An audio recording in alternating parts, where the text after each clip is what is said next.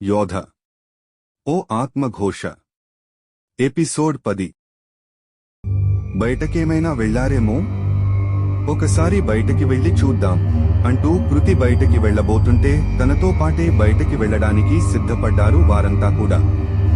మూసున్న ఆ ముఖద్వారాపు గుమ్మపు తలుపును కృతి తీయడానికి ప్రయత్నిస్తుంటే అవి ఎంతకీ రావడం లేదు. తన బలం సరిపోక అవి రావడం లేదనుకుని గోపాల్ కూడా ట్రై చేశాడు. అయినా అవి తెరుచుకోలేదు. దాంతో తనకి పార్థు, విశాల్ కూడా తోడయ్యారు. అయినా అవి ఎంతకీ తెరుచుకోలేదు. గౌతమి, ప్రియా, కృతి కూడా వాళ్లకి తోడయి తమ శక్తినంతా కూడగట్టి దానిని తెరిచే ప్రయత్నం చేశారు. అయినా అది ఎంతకీ తెరుచుకోలేదు. ఏదో బయట గడియ పెట్టినంత బలంగా ఆ డోర్స్ క్లోజ్ చేసున్నాయి. ఆ చుట్టూ ఉన్న కిటికీలు కూడా గట్టిగా మూసే ఉన్నాయి. ఏం జరగబోతుందో ముందు తెలుసుకుందాం. పైనున్న బాల్కనీల నుండి తప్పించుకుందాం అంటే అవి కూడా చాలా ఎత్తులో ఉన్నాయి. చేసేదేమీ లేక చుట్టూ అంతా చూశారు. బయటకి వెళ్లడానికి అదొక్కటే మార్గం. దానిని విడిపించే ఎలాంటి ఆయుధాలు కూడా కంటికి కనిపించలేదు. మరెలాంటి మార్గాలు వాళ్లకి దొరకలేదు. అలా ప్రయత్నించి చివరికి తమ శక్తినంతా కోల్పోయి బలహీనమై అక్కడే హాల్లో ఉన్న సోఫాలో చతికిలపడ్డారు వాళ్లంతా. మరొక పక్క భయంతో తల్లడిల్లిపోతున్నారు. అసలేం జరుగుతోంది, ఏంటి ఇదంతా అంటూ గౌతమి తనలో ఉన్న భయాన్ని బయట పెడుతుంది. ఇదంతా విక్కి ఆడుతున్న నాటకమేమో. వాళ్ళ లక్ష్మి, వీరయ్య తో బయట డోర్ క్లోజ్ చేయించి మనల్ని భయపెట్టి ఎలాగోలా ఇక్కడి నుండి బయటకి పంపే ప్రయత్నం చేస్తున్నాడేమో అంటూ తన అభిప్రాయాన్ని వ్యక్తపరుస్తాడు గోపాల్.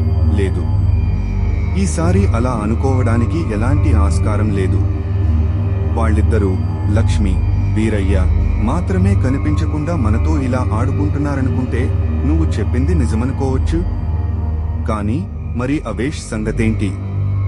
తను వాళ్లతో కలిసి ఇలాంటివి చేయడు కదా అంటూ విశాల్ అభిప్రాయానికి అడ్డు తగులుతాడు. ఈలోపే పక్కనున్న శ్మశానం నుండి నక్కల అరుపులు చాలా పెద్ద శబ్దాలు చేస్తూ వినిపిస్తున్నాయి. అప్పటికే భయం గుప్పిట్లోనున్న వారంతా పైకి పరుగున వెళ్లి వాళ్ల రూమ్స్ వెనుక వైపునున్న బాల్కనీ నుండి ఆ శ్మశానంలోకి చూశారు. అక్కడ కాలుతున్న ఓ శవం, ఆ కాలుతున్న చితి నుండి పైకి వెళ్తున్న పొగ ఆ శవాన్ని విడిచి ఆత్మ పైకి పోతున్నట్టు చూస్తూ ఆ నక్కలు పైకి తల్లెత్తి గట్టిగా అరుస్తున్నాయి. మార్నింగ్ నుండి అవేష్ ని, లక్ష్మి, వీరయ్యలను వెతకడంలో బిజీగా ఉన్న వాళ్లంతా ఆ శ్మశానంలో కాలుతున్న శవాన్ని అప్పటి వరకు పెద్దగా పట్టించుకోలేదు.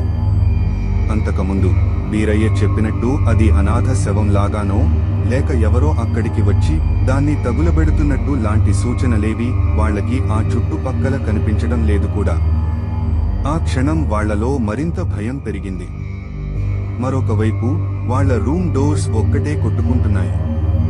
అలా ఎందుకు కొట్టుకుంటున్నాయో వాళ్లకి అర్థం కావడం లేదు.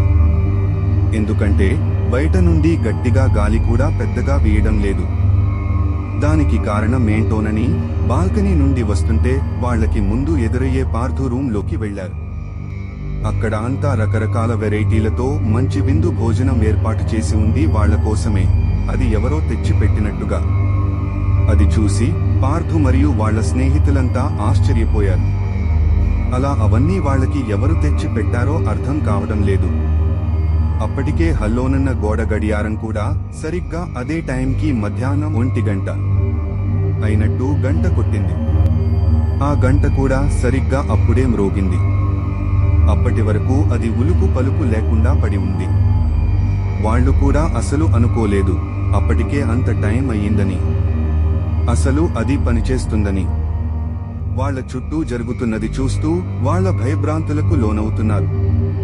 మిగిలిన రూమ్ డోర్స్ కూడా అలాగే ఢబాఢబామంటూ ఒకటే శబ్దాలు చేస్తూ కొట్టుకోవడంతో ఆ తక్కిన గదుల్లోకి కూడా వెళ్లి చూశారు పార్థుతో పాటు వాళ్ల స్నేహితులు కూడా. అక్కడ కూడా రకరకాల వెరైటీలు, మంచి విందు భోజనాలు ఏర్పాటు చేసేస్తున్నాయి అలా ప్రతి ఒక్కరి రూంలో. ఇంతలో ఉన్నపాటుగా ఒక్కసారిగా అక్కడి నుండి అవేష్ రూమ్ వైపు వెళ్లాడు పార్థు. పార్థుని అనుసరిస్తూ అతని స్నేహితులు కూడా.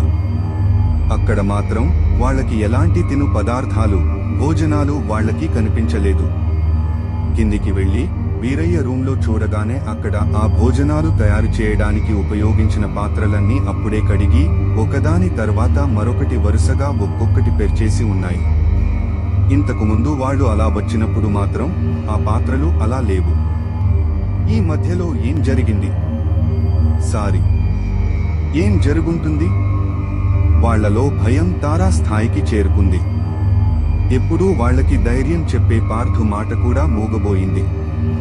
అదంతా చూస్తున్న అతనికి కూడా ఇప్పుడు ఏం మాట్లాడాలో, వాళ్ళకెలా సర్ది చెప్పాలో కూడా అర్థం కావడం లేదు. ఆ సంఘటనలతో దీర్ఘంగా ఆలోచిస్తూ అలా బయటికి వచ్చిన పార్థు అందరితో అవేష్, లక్ష్మి, వీరయ్య కనిపించకపోవడం, ఈ గెస్ట్ హౌస్ ముఖ ద్వారం ఇప్పటికిప్పుడు మూసుకుపోవడం, చుట్టూ ఎవరూ లేకున్నా ఆ శవం అలా కాలడం, రూమ్ తలుపులు గాలి వీయకపోయినా వాటికవే కొట్టుకోవడం, ఎవరో తయారు చేసి పెట్టినట్టు ఆ ఫుడ్ అలా మన గదుల్లో ఉండడం, ఒక్క అవేష్ గదిలో తప్ప కింద కిచెన్లో వంట పాత్రలన్నీ శుభ్రం చేసినట్టు ఉండడం. ఇక్కడేదో జరుగుతుంది. పోనీ ఇవన్నీ మనకి తెలియకుండా మనతో ఎవరో దోబూచులాడుతున్నారనుకోవడానికి లేదు. ఎందుకంటే ఇంత తక్కువ టైంలో, పైగా ఇంత తక్కువ ప్లేస్లో ఎవరు ఎలా చేసినా మనకు తెలిసిపోతుంది. అయినా అలా ఏమీ జరుగుండదు. కానీ ఇదంతా చూస్తుంటే అవును, ఇక్కడ ఇంకేదో జరగబోతుందనిపిస్తుంది అని అంటుండగా అలా పార్థు మాటల్లో అవేష్కి ఏదో జరుగుంటుందనే భయంతో ప్రియ ఒక్కసారిగా బోరున ఏడవడం మొదలు పెడుతుంది. పక్కనున్న కృతి, గౌతమి ఏడుస్తున్న తనని ఓదారుస్తుంటే అసలు అవేష్ ప్రాణాలతో ఉన్నాడా అంటూ గోపాల్ తనకున్న సందేహాన్ని బయటపెట్టి అప్పటికే బాధపడుతున్న ప్రియని మరింత బాధ పెడతాడు. అక్కడున్న వారిలో మరింత భయాన్ని రేకెత్తిస్తాడు. వాటిని నిజం చేస్తూ హాహాహాహాహాహా అంటూ పెద్దగా నవ్వుతున్న ఒక ఆడస్వరం వాళ్లకి అప్పటికప్పుడు ఉన్నపాటుగా వినిపిస్తుంది. ఆ హౌజ్ అంతా క్లోజ్ చేసుండడంతో దాని గోడలకు ఆ శబ్దం ప్రతిధ్వనిస్తూ ఆ నవ్వు మరింత భీకరంగా, అసలే భయపడుతున్న వాళ్లను మరింత భయపెట్టేలా ఉంది. హే, ఎవరు నువ్వు? ఎందుకు మాతో ఆడుకుంటున్నావు? అసలు ఎవరు నిన్ను పంపించారు? అంటూ ఆ అజ్ఞాత నవ్వును అధిగమించేలా మరింత గట్టిగా అరుస్తాడు పార్థు. దానికి 7 ఇప్పుడు 6 వెళ్లేలోపు ఇంకెంత మంది మిగులుతారో. హాహాహాహాహాహా అంటూ మరింత బిగ్గరగా నవ్వుతూ ఆ అజ్ఞాత స్వరం బదులిస్తూ పై ఫ్లోర్ నుండి కింది ఫ్లోర్కున్న మెట్ల వెంబడి ఇలా ఆత్మరూపంలో కిందికి దిగుతూ వాళ్లకి కనిపిస్తూ మాయమవుతుంది. దాంతో ప్రియతో పాటు అక్కడున్న వారంతా ఖంగు తింటారు. యు బాస్టర్, యు బాస్టర్ అంటూ గట్టిగా అరుస్తూ మరింత కుమిలి ఏడుస్తూ పిచ్చిదానిలా పక్కనే ఫ్లవర్ వాజ్లను తీసుకుని ఆ అజ్ఞాత వ్యక్తి చేసే శబ్దం వైపు, ఆ ఆత్మ వచ్చే వైపు వాటిని విసిరి కొడుతుంది ప్రియ. పక్కనే ఉన్న గౌతమి, కృతి తనని ఆపే ప్రయత్నం చేయబోతుండగా కాసేపటికి ప్రియ సొమ్మసిల్లి కింద పడిపోతుంది. ఒక పక్క ప్రియని స్పృహలోకి తీసుకురావడానికి తన స్నేహితురాలందరూ తనకి సపర్యలు చేస్తారు. మరొక పక్క పార్థు, గోపాల్, విశాల్ ఆ అజ్ఞాత వ్యక్తి కోసం ఆ ఇంట్లోనే అన్ని చోట్ల గాలిస్తారు. ఆ ముఖ ద్వారం తెరవడానికి ఎక్కడలేని విఫలయత్నాలు చేస్తారు. కానీ అవేమీ వర్కౌట్ అవ్వవు. ఇంతలోనే రాత్రి 7 గంటలవుతుంది. ప్రియ స్పృహలోకి వచ్చిందా? ఆ అజ్ఞాత స్వరం, అదే ఆ ఆత్మ ఎవరిది? అసలా ఇంట్లో నిజంగా దెయ్యాలున్నాయా? లేక అదంతా ఎవరైనా ఆడుతున్న నాటకమా? అనూహ్యంగా జరుగుతున్న ఆ పరిణామాలకు కారకులెవరు? అసలు లక్ష్మి, వీరయ్య ఏమైనట్టు? నిజంగా అవేష్ చనిపోయాడా? బ్రతికుంటే అతను ఏమైనట్టు? ఒకవేళ నిజంగా అవేష్ చనిపోతే మరి నెక్స్ట్ టార్గెట్ ఎవరు? లాంటి మీ మదిని వీడని మరెన్నో ప్రశ్నలకు సమాధానం. ఏం జరగబోతుందో తర్వాతి భాగంలో తెలుసుకుందాం. వీక్షించినందుకు ధన్యవాదాలు. తరువాయి భాగం రేపు వస్తుంది. సబ్స్క్రైబ్ చేసుకుని వేచి ఉండండి.